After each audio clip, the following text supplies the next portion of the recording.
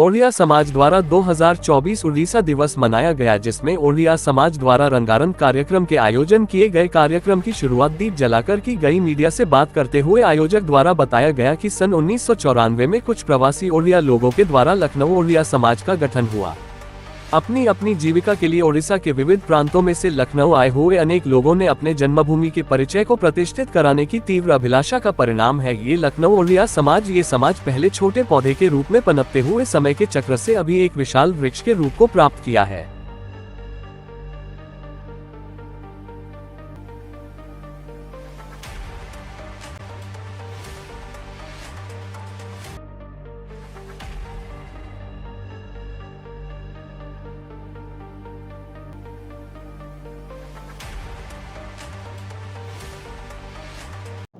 Sir, अपना परिचय देते बताइए, किस तरह के कार्यक्रम का आज यहाँ पे किया जा रहा है उड़ीसा दिवस के ऊपर? देखिए, लखनऊ उड़िया समाज 1994 से एक सांस्कृतिक संस्था के रूप में लखनऊ में स्थापित है और हर साल उड़ीसा की जो एक राज्य के रूप में बना और वो 1 अप्रैल 1936 में बना था, लेकिन उसको एक सांस्कृतिक कार्यक्रम के रूप में उड़ीसा के अंदर और उड़ीसा के बाहर जितने उड़िया अन्य अन्य देशों में अन्य अन्य राज्यों में रहते हैं, तो इसको एक सांस्कृतिक कार्यक्रम के रूप में इसको उत्सव को मनाते हैं। और उस उत्सव का उद्देश्य ये है कि राज्य एक अलग बना, उसकी भाषा एक अलग है, उसकी संस्कृति एक अलग है। और हमारी लखनऊ उड़िया समाज की यही उद्देश्य है कि लखनऊ में जो एक सांस्कृतिक केंद्र है लखनऊ, जहाँ पे कथक और वो सारे कार्यक्रम होता है, लेकिन लखनऊ की सांस्कृतिक जो स्थान है उसमें उड़ीसी जैसे शास्त्रीय नृत्य को भी हम हर साल विभिन्न प्रकार की उड़ीसी नृत्य तथा लोक नृत्य उसकी हम प्रस्तुत करते हैं, जिससे कि लखनऊ वासियों को उसको ये उड़ीसा की संस्कृति कला और उसकी तरह तरह की व्यंजन से परिचित कराया जाए। तो ये कार्यक्रम उसी आधार पे हर साल मनाया जाता है और ये बड़ी खुशी की बात है कि बहुत सारे उड़ीसा के लखनऊ के लोग जो नौकर साहब मतलब ब्यूरोक्रेसी में प्रशासन में हैं, जो शिक्षा संस्थाओं में हैं, जो तमाम फौज में हैं, ऐसे बहुत सारे लोग इस कार्यक्रम को प्रोग्राम को देखने आते हैं।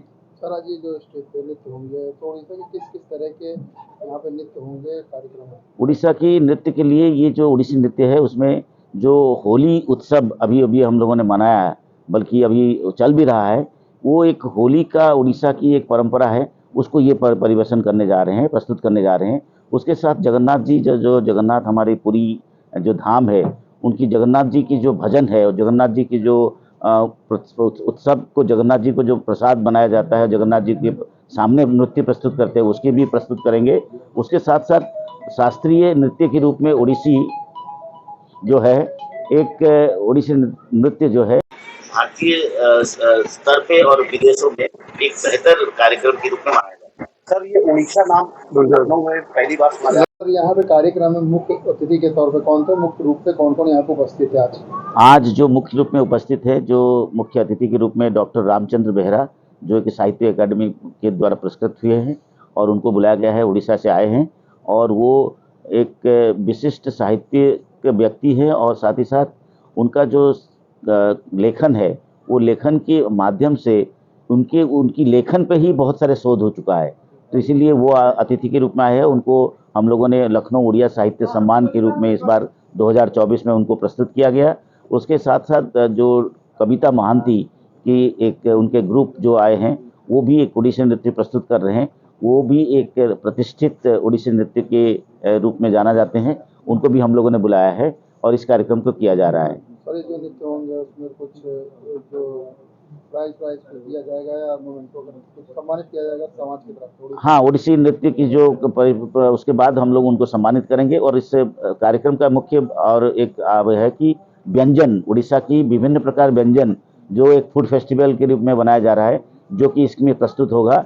उड़ीसा की जो परंपरागत व्यंजन है उसको भी यहाँ पे प्रदर्शित किया जाएगा, उसको भी आप फायदा उठा सकते हैं। सभी लखनऊ के लोग यहाँ पे हर साल इंतजार करते हैं कि उड़ीसा जो कार्यक्रम हो तो उसमें उड़ीसा की विभिन्न जो खान पान है उसका आनंद उठा सके। सर, इस तरह के कार्यक्रम साल में एक ही बार करते हैं कि अलग अलग साल में और भी कुछ फेस्टिवल आपकी तरफ से किए जाए? लखनऊ उड़िया समाज गणेश पूजा, बसंत पंचमी और कार्तिक पूर्णिमा ये 3 कार्यक्रम के और उसके ये कार्यक्रम 4 करते हैं, नहीं तो ये सार्वजनिक कार्यक्रम है, नहीं तो और सारे कार्यक्रम उड़ीसा के लोगों के बीच में होता है।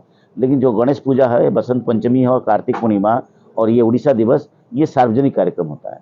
आयोजन किया जा रहा है, क्या उद्देश्य उसका और किस तरह के कार्यक्रम आज यहाँ पे किए गए? लखनऊ नगर में उड़िया समाज के जो लोग हैं उनमें एक दूसरे से सानिध्य स्थापित करने के लिए ये दिवस, जब बंगाल से उड़ीसा प्रदेश बना आज की तारीख में 1936 में, तो यह एक भाषा का 2 प्रदेशों में विखंडन था। लखनऊ जनपद में विगत 22 वर्षों से यह उत्सव मनाया जा रहा है और इस उत्सव को मनाने में सबसे बड़ा योगदान गोप पटनायक जी का अहम रोल रहा है। मैं भाग्यवान हूँ जब मैं पहली बार उनसे जनपद मथुरा में मिला और जनपद मथुरा में मैं आज भी जानता हूँ कि उनको वो गोपबंधु पटनायक तो ही हैं, लेकिन उन्हें मथुरा के कृष्ण के रूप में, एक नायक के रूप में लोग मानते हैं। पटनायक जी लखनऊ में विभिन्न पदों पर रहे, लेकिन जब वो राज्यपाल के प्रमुख सचिव थे उस समय उन्होंने इस कार्यक्रम को बृहत रूप दिया और लोगों को अधिकतम जोड़ने का प्रयास किया। मैं डॉक्टर मधुसूदन दीक्षित, संस्थापक Rani Lakshmibai memorial group of schools Lucknow. आज आपने अभी मंच पे बच्चों को कुछ पुरस्कार दिया है कि मैंने कोई पुरस्कार नहीं दिया, आपके द्वारा दिया है? मैंने कुछ नहीं दिया उनको। वो जो कुछ भी उनको मिला उनके श्रम का कोई अंश नहीं है। इनकी प्रतिभा देख करके मैं बहुत मुग्ध हुआ, मोहित हुआ और मैं ईश्वर से प्रार्थना करता हूँ कि बाबा जगन्नाथ इनकी कला में और इनकी प्रगति में निरंतर और 4 चांद लगाए, इनको और अच्छे पुरस्कार मिले। मेरी जगन्नाथ भगवान से यही कामना है। आज उत्कर्ष दिवस पर आप सभी को ढेर सारी बधाइयाँ। जय हिंद, जय भारत।